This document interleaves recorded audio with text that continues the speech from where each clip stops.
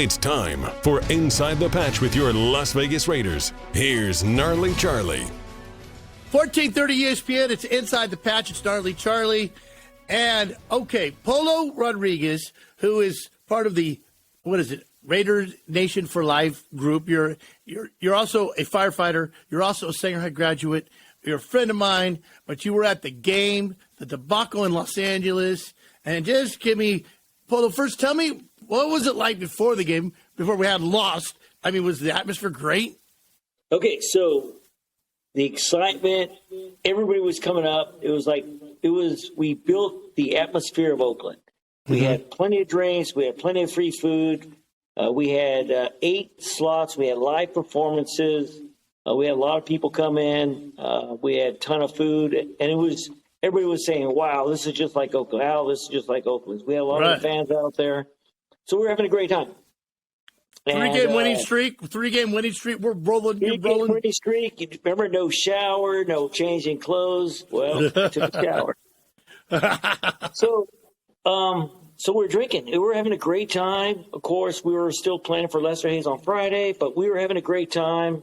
Everybody was coming by. I mean, we were getting Rams fans, obviously the Raider fans, and we're out there representing with the compas. Porterville Black Hole, LA Black Hole came by. We had a lot of people. Certified Trouble performed live. Raider Singh went out there and performed live. DJ was out there. So we had a great atmosphere. I mean, it was great, just a great time. And then we went in. And we were doing great that first half. Right. I mean, that's the whole thing. Walking away from the game and having to look back at what happened, I almost feel like Raider Nation owes Max Crosby an apology. Yeah. Instead of holding up the Black Hole or Raider Nation or defense, we all now have to hold up signs that say, ref, open your eyes. They're holding Max. Right. Every play they held Max. So, during the game, I'm like, we're yelling. They're holding. The last play of the game they held. So it was just frustrating seeing that. We've been pretty critical on some players the last 3 or 4 weeks. Even when they were winning, we were pointing out bad performances. Mm-hmm. But I tell you, there's no – I'm not holding back. I've never been a Josh.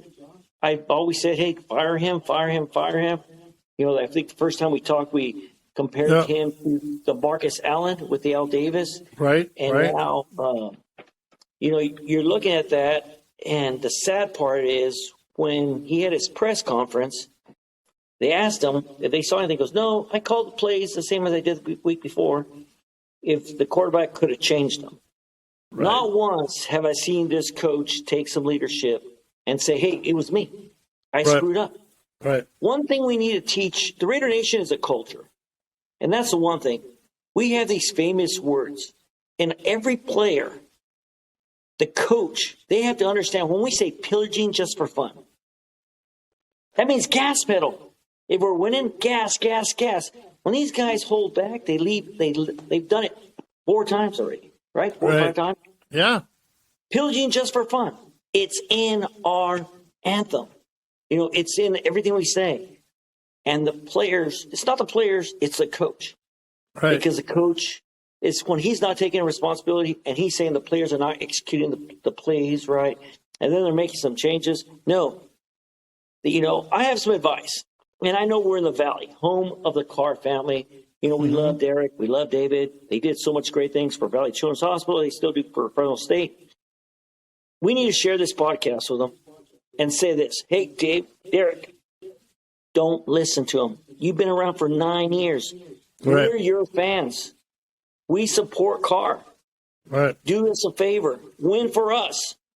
Whatever he's telling you in the helmet, no, you're the expert. Look around. Make the best decision.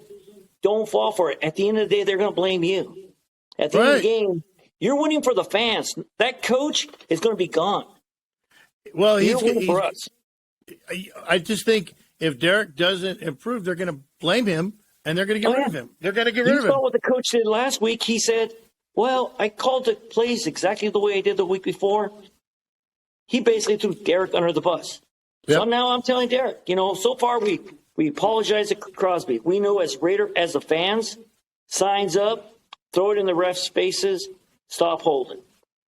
Number 2, Derek, you're a professional. 9 years with the Raiders. We've been your fans since Fresno State.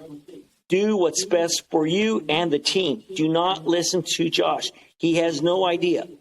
Right. He sucked with the Broncos. Oh, he had a winning streak when they were cheating. We all know Belichick makes the calls, right? They had that camera gate at the Broncos. Once they found out about that, he lost every game after that. He's not changing. He's not an expert. He's not a leader. A leader gets up and says, hey, you know what? That was my bad. I called wrong plans. Who does a defensive like that? Press off. That was not good. And if you notice, the third thing we need to talk about. Yeah. The very, very important. This is to the owner, Mark Davis. I'm asking you. 1, like we said from the beginning, fire Josh. Or do the right thing and tell us why you're not firing him. Yeah. And if I hear, because I'm the owner, then do us a favor and sell the team. Because we're at that point right now. We lost hope, for a long time. And then we all got back into it when Clark came with us. And for the last 9 years, every year we're saying, we have a shot. We have a shot. We have a shot. We have a shot. We've never had this much talent. And that's why I'm asking the players, hey, we understand you guys are in a bad spot. Your boss is telling you what to do. But just like me, I've had a lot of good bosses and bad bosses. But there's some bosses I didn't listen to because I said I'd rather be wrong, do it my way, than be doing it wrong, being their way. Right. At least I'll be able to take ownership from words. So, hey, Carr, this is what you guys need to do. You have Dante Adams there. Obviously, he was frustrated. He left without an interview. Yep. So I could imagine how he's feeling. I'm scared. I'm scared that I've heard some talk that they're doing everything to get Brady to be the quarterback for the Raiders next year. And I'm like, oh, my gosh. I would really have a hard time with that.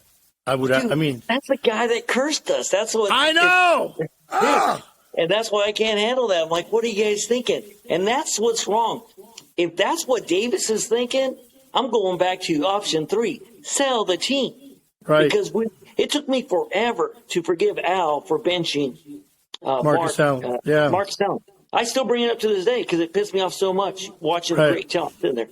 And now we've been saying this from day one. This guy does not know how to coach. He got out-coached by a high school coach. Right. And last week we got beat by a guy that had the keys to the building for 72 hours. Last time we talked, I said, hey, we got to be careful with Baker. And he was like, well, no, he hasn't been there long enough. It doesn't take long enough. Well, we're not pillaging just for fun, and we let off the gas pedal. We let teams come in on us. All right, let's do this. Let's concentrate on what we can do. We're going to New England. We've got to manhandle New England. We've got to destroy them. And it can't be close. It's got to be, no, we're taking it now. And I think you're right. We need to start pillaging. We need to take the games. We're not going to let them have it back. We need to walk in and stomp them. That's what I agree. And I'm afraid when Josh sees Belichick, he's going to cower down. It's going to be like that water boy. Remember Coochie with Henry Winkler? That's what it's going to turn into. Because the fact is that Belichick's going to look at him and he's going to whimper in his pants. And that's why I'm telling Carr, hey, this is it. This is up to you. If you want to win for us, because we stood by you. Well, we're still standing by you. While the critics have been talking smack, everybody points out that we stand by you. We understand you're going to make some mistakes. You're going to have some hard games. Right. Now it's up to you. It's up to you to take us, go in our home as the Patriots are coming in, saying up, pillaging just for fun, go out there with the attitude and win the game, but win the game manly. I mean, when you're going out there and taking charge. I mean, you got to destroy the Patriots. Polo Rodriguez is here, ladies and gentlemen. Polo, next week, I can't wait to talk to you and say, we knew it. That's what happened. I know. They won't be worrying about the cold weather when we go to Pittsburgh. Yeah. So, all right. Paulo Rodriguez, thanks again, brother. And you know what? Raiders Nation for life. Don't forget That's that. right.